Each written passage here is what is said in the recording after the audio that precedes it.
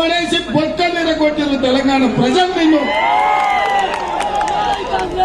అయినా నీ బుద్ధి మారలేదు, నీ వంకర ఆలోచనల మార్పు రాలే. నిన్న మొన్న అలా కొడుకు అంటుడు కారు ఖరాబ్ అయింది, కారు కానిపోయింది, మళ్ళీ వస్తుందని.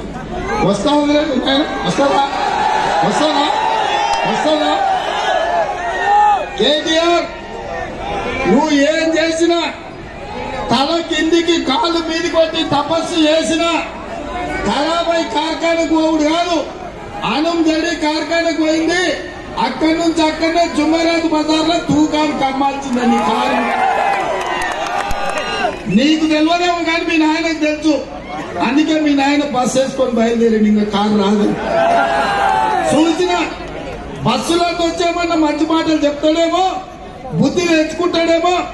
ప్రజలకు ఇన్ని రోజులు అన్యాయం చేసినా ప్రజల కడుపులో తలకాయ పెట్టి తెలంగాణ రైతుల కాళ్ళు పట్టుకొని